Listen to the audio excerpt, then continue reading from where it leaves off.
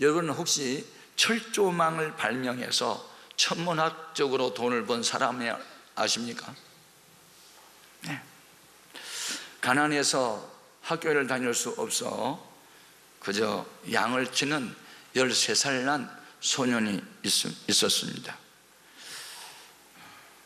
그는 자기 생계 유지를 위해서 양을 치는 목동입니다. 그런데 그 목동 13살 난 소년이 양을 칠 때 양들이 울타리를 넘어가지고 남의 농작물을 다 망가뜨린 경우가 몇 번 있었어요.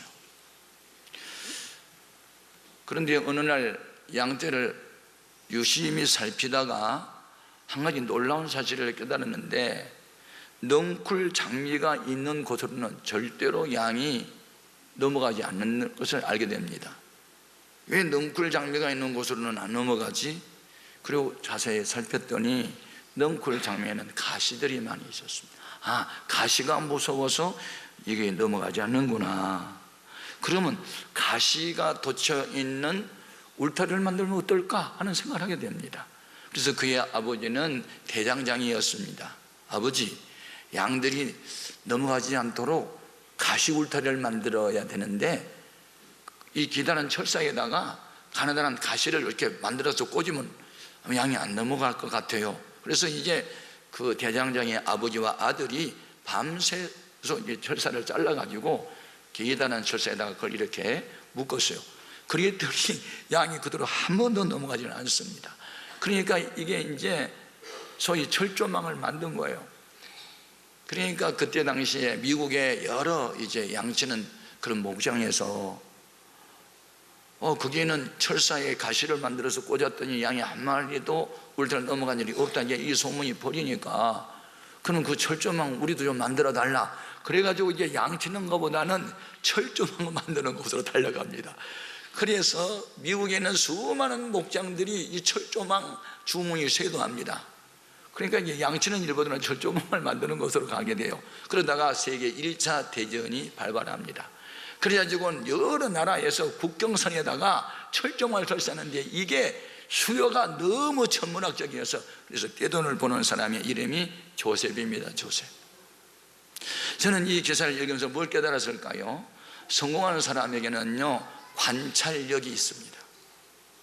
통찰력이 있습니다.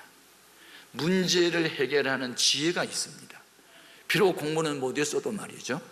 그래서 지식보다 더 우월한 것이 지혜라고 그럽니다. 지혜. 잠언서 4장 7절에 지혜가 제일이니 지혜를 얻어라. 제가 이제 열악한 가정 환경, 엮이는 가정에서 예수를 믿고 성경을 이제 읽기를 시작하면서 성경에 나오는 믿음의 거장들이 있잖아요. 이들은 어떻게 환경은 열악한데 역사의 흐름을 바꿔놓는 신앙의 거장들이 되었을까? 그게 나의 연구의 대상이었습니다. 그런데다가 아브라함에 대한 생각을 깊이 하고 있는데, 아브라함이라는 사람이 처음부터 믿음이 좋은 부모 설하에서 태어난 모태신앙이 아니고 그 부모는 우상을 숭배하는 도시의 한 일원이었고, 아브라함도 처음부터 하나님 믿는 사람 아니었는데 어느 하나님 음성을 듣고 부모, 일가, 친척, 본토를 떠나 하나님 말씀이 과감하게 순종하고 나옵니다.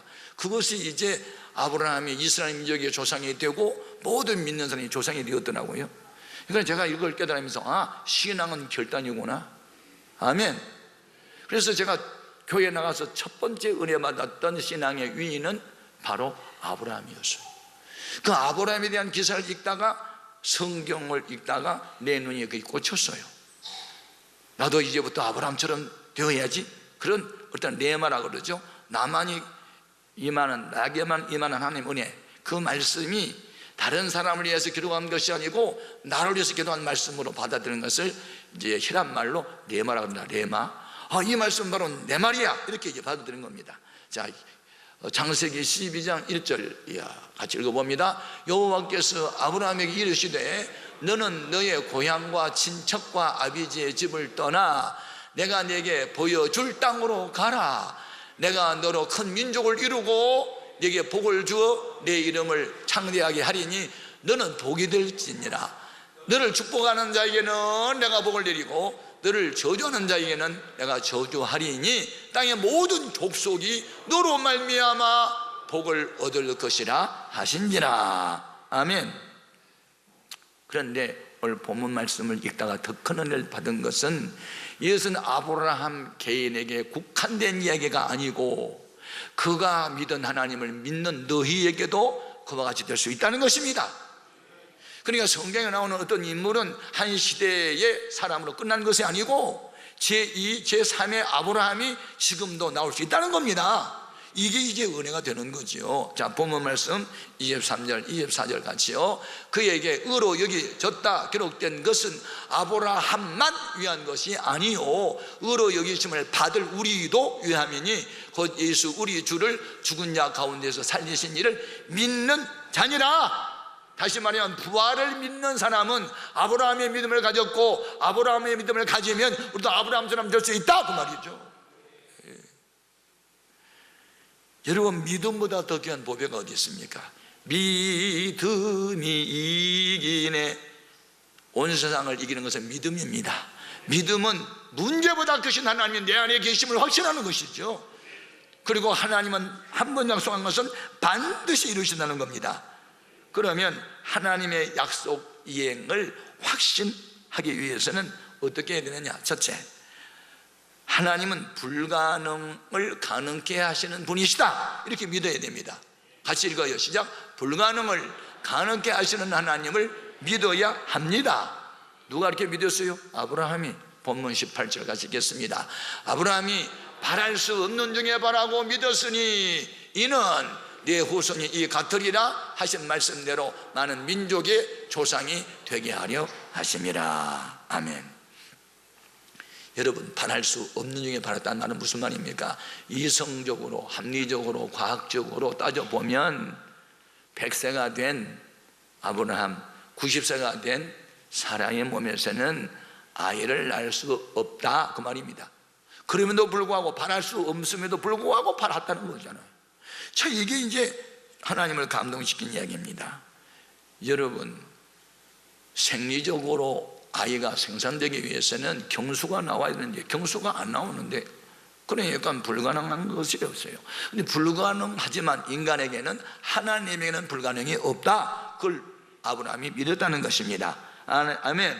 자, 그러면 19절도 읽어봅니다. 그가 100세나 되어 자기 몸이 죽은 것 같고 사라의 태가 죽은 것 같음을 알고도 믿음이 약하여지지 아니하고. 우리는 너무 현상에 민감합니다. 상태에 민감합니다. 상태가 말이 아니요, 상태를 보니 죽을 것 같아요, 늘 그렇습니다. 이제 끝났어요. 이렇게 우리는 언제나 상황, 상태, 이 현상 때문에 위축됩니다. 근데 믿음이라는 것은 상황하고 상태하고 실황하고 관계없습니다. 우리의 믿음의 근거는 상황이 아니고 실상이 아니고 우리는 본질입니다. 본질. 하나님의 언약입니다. 이 테스토몬토라는 언약, 구약의 언약이 구약 성경, 신약의 언약이 뉴 테스토몬토가 신약. 우리는, 그런데 이 아브라함은 자기 몸이 죽은 것 같음을 보지 않은 거예요. 사라의 태에 죽은 것 같음을 보지 않는 거예요. 다만 그에게 가슴에 새겨지는 것은 하나님의 언약만 있었단 말이죠. 아멘. 그러면 하나님이 아브라함에게 뭘 약속했을까요? 창세기 15장 5절입니다. 그를 이끌고 밖으로 나가 이르시되 하늘을 우러러 무별을 셀 수 있나 보라. 또 그에게 이르시되 내 자손이 이와 같으리라. 지금요, 아브라함이 결혼해가지고 사라와 함께 사는 지 10년이 됐는데 애가 하나도 안 생겼어요. 그럼에도 불구하고 하나님 별만 보여주면서 내 후손이 별 같으리라. 말은 잘하시네. 별은 그만두고 하나라도 주세요. 그럴 때입니다. 오늘 우리가, 아니 별들이 많은 것처럼 자손이 많으면 하나부터 시작해야 되지 어떻게 한꺼번에 쏟아집니까? 이런 일에 갈등이 있을 수 있어요. 그런데 하나님이 사람의 모양을 하고 아브라함을 방문합니다. 그때 아브라함에게 아주 못을 박듯이 확신 심어준 게 있어요. 내가 누군 줄 알아? 소개해 줄게. 어떻게 소개했는지 볼까요? 창세기 18장 14절. 하나님이 사람의 모양을 하고 아브라함한테 나타나서 무슨 말 했는지 봅시다. 여호와께 능하지 못한 일이 있겠느냐? 기한이 이를 때에 내가 내게로 돌아오리니 사라에게 아들이 있으리라. 이 약속은 아브라함이 99세 때 하는 약속이에요. 사라의 나이 89세, 10살 더 어렸거든요. 그러니까 능치 못하심이 있겠느냐. 이중 부정은 강한 긍정이죠. 그러니까 올마이티 하신 하나님을 지금 소개한 거예요. 절대자이신 하나님이 약속하면 지킨다는 겁니다. 그래서 아브라함은 17절에 하나님을 어떻게 믿었느냐? 죽은 자를 살리신 하나님, 이렇게 믿어요. 17절 읽어봅니다. 17절. 기록된 바 내가 너를 많은 민족의 조상으로 세웠다 하심과 같으니 그가 믿은 바 하나님은 죽은 자를 살리시며 없는 것을 있는 것으로 부르시는 이시니라. 아멘. 자, 아브라함을 선택한 목적은 많은 민족의 조상이 되게 하렸다. 이것은 아브라함의 꿈이 아니요, 하나님의 계획입니다. 여러분, 세상 만사가 여러분의 꿈대로 계획대로 될 것 같습니까? 아니요. 우리의 꿈과 우리의 계획보다 더 위대하신 하나님의 꿈대로, 하나님의 믿음대로, 하나님의 계획대로 됩니다. 그래서 하나님은 우리에게 은혜 주실 때 우리의 선행이나 우리의 착함을 보신 게 아니에요. 약속 때문에 지키는 거예요. 하나님이 약속해놓고 후회했는지 모르겠어요. 왜 저런 인간을 내가 약속을 했지? 거짓말쟁이를, 자기 부인을 그냥 누기라고 막 그렇게 막 거짓말도 하고 위기를 모내보려고 인간 수단 방법 쓰고. 그래도 하나님은 아브라함을 약속한 것 때문에 출소를 못합니다. 하나님은요, 한 번 약속하면 반드시 지키십니다. 그래서 아브라함이 넘어진 이야기를 한번 할게요. 자, 아들을 준다고 해도 10년이 돼도 안 주시니까 인간의 방법을 씁니다. 또 사라의 입장에서 내가 남의 집에 시집을 왔으면 애를 낳아 대를 이어야 하는데 여자가 애를 못 낳으니 이 집이 대가 끊기면 이게 무슨 수치야? 그런데 아브라함은 다행히 재산이 많은 부자이기 때문에 노예가 많았습니다. 남자 종, 여자 종. 그런데 사라를 섬기는 몸종, 이집트의 여자 하갈이라고 하는 몸종이 있었는데, 사라가 양심에 괴로워서 자기 남편 방에 자기 몸종 하갈을 들여보냅니다. 동침하고 우리 집에 씨바지 좀 해달라고. 씨바지 아십니까? 모르면 통과하겠습니다. 하여튼 씨바지가 되게 해달라고. 그래서 아브라함하고 동침을 합니다. 자존심 다 빼던지고. 그런데 잉태를 했습니다. 아들을 낳았어요. 자, 봅시다. 창세기 16장 2절 4절. 사레가 아브라함에게 이르되 여호와께서 내 출산을 허락하지 아니하셨으니 원하건대 내 여종에게 들어가라. 내가 혹 그로 말미암아 자녀를 얻을까 하노라 하매 아브라함이 사레의 말을 들으니라. 아브라함의 아내 사레가 그 여종 애굽 사람을 하갈을 데려다가 그 남편 아브라함의 첩으로 준 때는 아브라함이 가나안 땅에 거주한 지 10년 후였더라. 그러니까 85세 때입니다. 10년 동안 기다려서 안 됐어요. 어떻게 됐을까요? 임신했습니다. 자, 창세기 16장 5절입니다. 사레가 아브라함에게 이르되 내가 받은 모욕은 당신이 받아야 옳도다. 내가 나의 여종을 당신의 품에 두었거늘 그가 자기의 임신함을 알고 나를 멸시하니 당신과 나 사이에 여호와께서 판단하실 문하노라. 아니, 언제는 임신하게 하려고 들여보내놓고 임신을 하고 나니까, 그래 이제 임신을 하고 난 뒤에 이 하갈이 종의 신분으로 끝까지 그냥 마님하고 섬겨준 게 아니고 이제는 바깥에 있는 여자가 안방으로 들어왔습니다. 이게 주객이 전도된 거예요. 완전히 이 종이 이제 주인 자리를 차지하려고 그러고 이제 자기가 이제 완전히 아브라함의 본처처럼 행세하려고 하니까 아브라함이 그렇지 않아도 애 못 낳아서 분통 터지는데 임신했다고 몇 시에? 그래가지고 가정불화가 생겼습니다. 여러분, 하나님의 약속을 끝까지 믿어야지. 더디 이루어진다고 해서 인간의 수단 방법을 쓰면 처음에는 좋은 것 같아요. 나중에 꼭 이런 일이 벌어져요. 결국은 어떻게 됐습니까? 그 하갈과 그게 태어난 이스마엘을 아브라함 집에서 쫓아냅니다. 가정부라가 너무 많아서. 자, 창세기 21장 10절입니다. 그가 아브라함이 이르되 이 여종과 그 아들을 내쫓으라. 이 종의 아들은 내 아들 이삭과 함께 기업을 얻지 못하나 하므로, 결국은 이제 나중에 아브라함이 100세 때 이제 산을 통해서 아들을 낳았잖아요. 그래서 이제 젖을 때가 돼서 이제 요즘은 한 100일 잔치 같은 거, 뭐 그거 하여튼 돌잔치 같은 걸 했어요. 그때 이스마엘이 이렇게 15살 아래 된 자기 이복 동생을 구박을 하고 멸시를 하니까 그냥 사라의 눈이 불이 난 겁니다. 그래서 저 여종을 쫓아내라. 그래서 이제 결국은 하갈과 이스마엘은 아브라함의 집에서 쫓겨나는 거예요. 자, 우리는 이것을 통해서 뭘 깨달아야 할까요? 두 번째는, 따라합시다. 둘째는 조급이 서두르지 말아야 합니다. 아멘. 여러분, 하나님의 약속을 확신하는 사람은요, 조급하게 서두르면은요 안 됩니다. 여러분, 말세에 그 하나님을 믿는 사람들이 고통을 당하고 안 믿는 사람도 고통을 당하는 이유가 뭐냐? 자, 디모데후서 3장 1절입니다. 너는 이것을 알라. 말세에 고통하는 때가 이르는데, 자, 4절 5절 왜 고통을 당하는지 뭘까요? 배신하며 조급하며 자만하며 쾌락을 사랑하기를 하나님을 사랑하는 것보다 더하며 경건의 모양은 있으나 경건의 능력은 부인하니 이 같은 자들에게서 내가 돌아서라. 이 하나님이 정한 때까지를 기다림이, 우리는 조급해가지고 우리는 그렇게 가는 게 빨리 가는 줄 알고, 근데 빨리 가려고 하다가 늦었습니다. 뭡니까? 오늘 우리가 복을 받는 것도요, 조급한다고 복 받는 게 아니에요. 은혜를 받는 것도 조급하게 막 달라고 해서 주는 게 아니에요.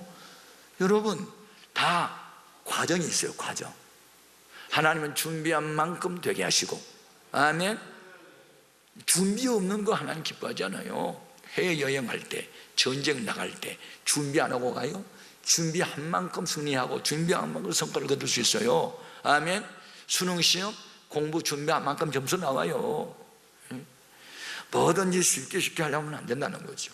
아브라함이 하나님의 언약의 말씀을 믿어야 되는데 조급한 것 때문에 중간에 이렇게 곁길로 가다가 가정부라 생겼지요. 종의 여인에서 난 아들은 쫓겨났지요.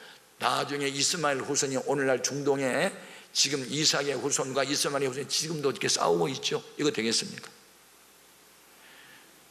여러분, 비록 더딜지라도 정로로 가야 합니다. 마지막, 하나님께서 약속 이행을 확신한 사람은요, 믿음이 견고해야 됩니다. 20절 같이 읽겠습니다. 시작.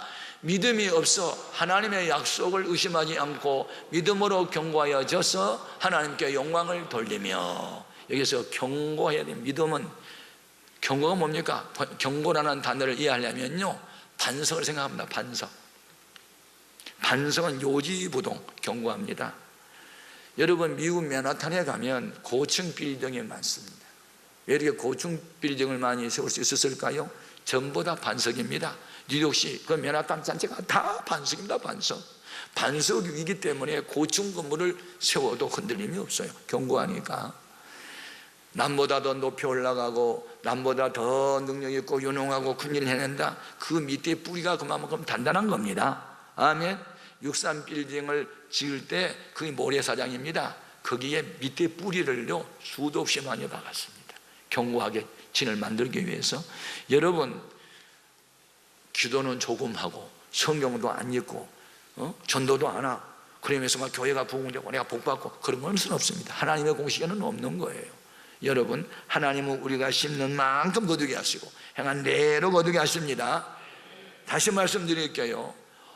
우리가 이제 어떤 목적을 놓고 계속 기도하고 가는데 우리가 원하는 일들이 이루어진 게 아니고 반대의 현상이 나타날 수 있어요. 그때마다 우리는 호전 반응하고 생각을 하고요, 그 고비를 넘겨야 됩니다. 한 예를 들면 회당장 야이로가 12살 난 딸이 있는데 병이 들었어요. 그래서 먼 길을 달려가서 주님을 만나요. 그러니까 주님이 그러면 가서 고쳐줄게. 그리고 이제 같이 오는데 12년 동안 혈루증으로 앓은 여자가 소위 새치기를 한 거예요. 그래가지고 이제 그 여자하고 대화를 하다가 보니 시간이 지체가 되는데 바로 그때 여기 회당장 야이로 집에는 하인들이 달려와가지고 회당장님 이제 끝났습니다.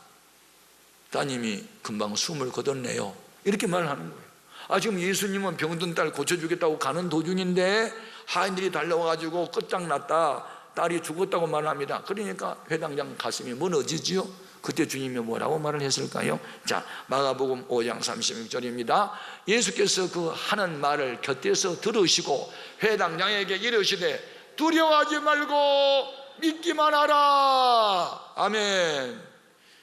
지금 현상은 두려울 수밖에 없는 현상이에요. 상황은 끝장났어요. 그런데 두려워 떨고 있는 회당장에게 믿음을 불어 넣어줍니다. 이런 현상, 이런 상황이 벌어져도 흔들리면 안 돼. 내 믿음이 견고해야지. 우리 예수님이 함께 가면 병든 사람을 고칠 뿐만 아니라 죽은 사람을 살릴 수도 있다는 이 견고한 믿음에서 흔들리지 말라는 겁니다. 아멘. 그리고 이제 죽은 딸을 방에 들어가서 달리다굼 소녀야 내가 내게 말하는 일어나라 하니 죽은 딸이 살아났습니다. 자, 우리는 이것을 어떻게 이해해야 됩니까? 상황이 더 나빠질수록 더 많이 감사하라. 상황이 나빠진 것은 더 큰 은혜가 나타날 징조다. 이렇게 믿는 겁니다. 이런 것을 우리는 견고한 믿음이라고 합니다. 뭐 좀 기도하니까 상황이 좋아진다고, 그래, 그건 누구나 다 믿는 거고요. 상황이 나빠짐에도 불구하고 시험이 많아 보니 더 큰 은혜가 임하겠네, 이렇게 믿는 것은 견고한 신앙이란 말이죠. 아멘. 따라합시다. 밤이 깊으면 새벽이 가까이 온다. 아멘. 상황이 더 나빠질수록 두려워 떨지 마라. 반드시 더 좋은 일이 있을 것이다. 아멘. 중요한 것입니다. 이것이 바로 뭐냐면 부활신앙입니다. 부활신앙. 최고의 신앙은 부활신앙입니다. 죽은 자를 살리신 하나님. 자, 우리는 죽지 않았어요. 그래도 기능상실을 죽었다고 말합니다. 제각 가던 시계가 멈췄어요. 그럼 시계 죽었네? 왜? 배터리 기능이 다 상실되면 시계 안 가잖아요. 그걸 죽었다고 그래요. 죽었다는 말은 기능상실이라는 의미도 같이 포함된 거예요. 남자가 남자 기능을 할 수 없었다, 여자가 여자로서의 기능이 상실됐다, 그건 바로 죽은 거예요. 그런데 그 죽은 자와 방불한 아브라함과 사라의 몸을 통해서 아들을 낳게 했다. 그것이 바로 부활이었단 말입니다. 아멘. 그러니까 예수님이 우리 죄 때문에 십자가에 죽으시고 사흘 만에 부활하는 것을 믿는 믿음과 아브라함이 부활을 믿는 믿음은 같다, 그 말입니다. 아멘.